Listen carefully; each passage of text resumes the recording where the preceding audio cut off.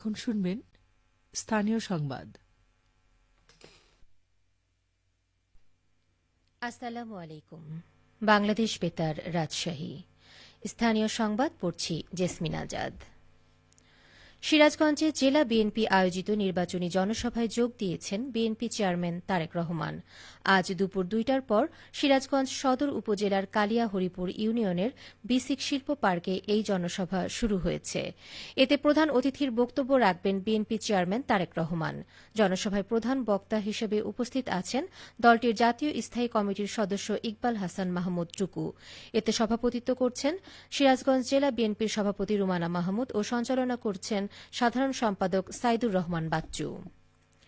জাতীয় নাগরিক পার্টির মুখপাত্র ও সাবেক উপদেষ্টা আসিফ মাহমুদ সজীব ভুঁইয়া বলেছেন, বিএনপি যদি আওয়ামী লীগকে পুনর্বাসনের চেষ্টা করে তবে তারা আবারও বিপদের মুখে পড়বে।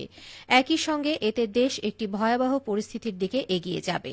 আজ বেলা ১১টার দিকে বগুড়ার আদমদীঘি উপজেলার রহিম উদ্দিন ডিগ্রি কলেজ মাঠে জামায়াতে ইসলামীর আয়োজনে মার্চ ফর দাঁড়িপাল্লা কর্মসূচিতে প্রধান অতিথির বক্তব্যে তিনি এসব কথা বলেন। আসিফ মাহমুদ বলেন, আগামী দিনে দেশে আওয়ামী ফ্যাসিবাদ রোধ করতে হলে গণভোটে হ্যাঁ ভোট দিতে হবে। গণভোটের মাধ্যমেই জনগণের প্রকৃত মতামত প্রতিফলিত হবে। অনুষ্ঠানে উপস্থিত ছিলেন বগুড়া ৩ আসনের জামায়াতে ইসলামীর প্রার্থী নূর মোহাম্মদ আবু তাহের, বগুড়া ৪ আসনের প্রার্থী মোস্তফা ফাইসাল পারভেজ সহ স্থানীয় জামায়াত নেতৃবৃন্দ ও বিভিন্ন শ্রেণী পেশার মানুষ। নওগাঁর মহাদেবপুরে ড্রাম ট্রাক চাপায় ৫ জন নিহত হয়েছেন। এতে গুরুতর আহত হয়েছেন আরও একজন। আজ ভোরের দিকে এই দুর্ঘটনা ঘটে। নিহতরা হলেন উপজেলার এনায়েতপুর ইউনিয়নের নূরপুর গ্রামের মাংরা ওরাওয়ের ছেলে সঞ্জু ওরাও, জুটুয়া পাহানের ছেলে বিপুল পাহান, খোকা পাহানের ছেলে বীরেন এবং মৃত নরেন পাহানের ছেলে উজ্জ্বল পাহান এবং অনিল পাহানের ছেলে বিপ্লব। আহত সামন্ত একই গ্রামের রমেশের ছেলে। পুলিশ ও স্থানীয়রা জানান, আজ ভোরে ২টি ব্যাটারি চালিত চার্জার ভ্যানে করে মালামাল নিয়ে মহাদেবপুর হাটে যাচ্ছিলেন স্থানীয় কয়েকজন কৃষক ও ব্যবসায়ী।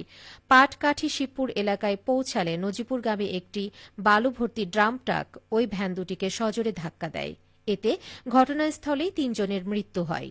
স্থানীয়রা ভ্যানে থাকা অন্য ৪ জনকে গুরুতর আহত অবস্থায় উদ্ধার করে মহাদেবপুর উপজেলা স্বাস্থ্য কমপ্লেক্সে নিয়ে যাওয়ার পথে আরও ২ জনের মৃত্যু হয়।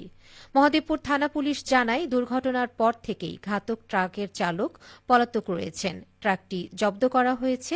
এ বিষয়ে পরবর্তী আইনানুগ ব্যবস্থা প্রক্রিয়াধীন রয়েছে।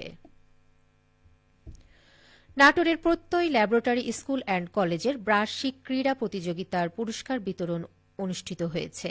এর আগে শিক্ষার্থীরা বিভিন্ন ইভেন্টে প্রতিযোগিতায় অংশগ্রহণ করেন। আজ প্রতিযোগিতা শেষে বিজয়ী শিক্ষার্থীদের মাঝে পুরস্কার ও সনদ বিতরণ করেন নাটোরের নবাব সিরাজউদ্দৌলা সরকারি কলেজের অধ্যক্ষ প্রফেসর আব্দুল বারী মির্জা।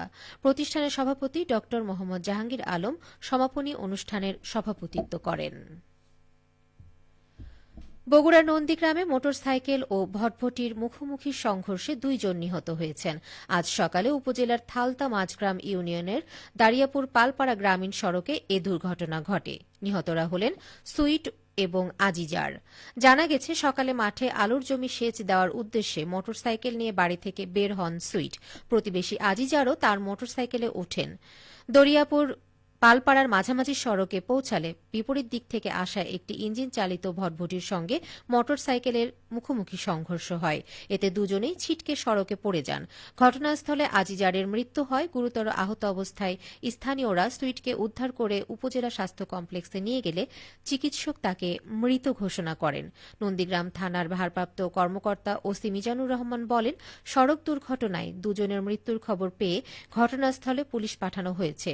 আইনি ব্যবস্থা প্রক্রিয়াধীন রয়েছে।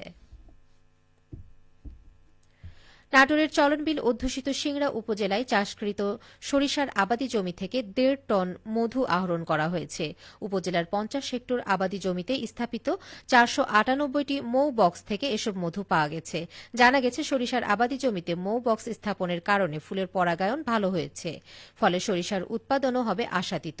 পাশাপাশি বাড়তি উৎপাদন হিসেবে বিশুদ্ধ মধু পাওয়া যাচ্ছে। উপজেলা কৃষি অফিসার ফরিদ হাসান জানান, কৃষি বিভাগ এলাকার ৫০ জন মৌচাষী মৌমাছি সহ মৌ বক্স প্রদান করেছিল। সবশেষে আবহাওয়া। আজ রাজশাহীতে সর্বোচ্চ তাপমাত্রা ছিল 26.3 ডিগ্রি এবং সর্বনিম্ন 13 ডিগ্রি সেলসিয়াস। বিকেল 3টায় বাতাসে আপেক্ষিক আর্দ্রতার পরিমাণ ছিল 41%। রাজশাহী ও পার্শ্ববর্তী এলাকায় আজ সূর্যাস্ত সন্ধে 5:49। সংবাদ শেষ হল। আমাদের পরবর্তী স্থানীয় ইংরেজি সংবাদ সন্ধে 6:05।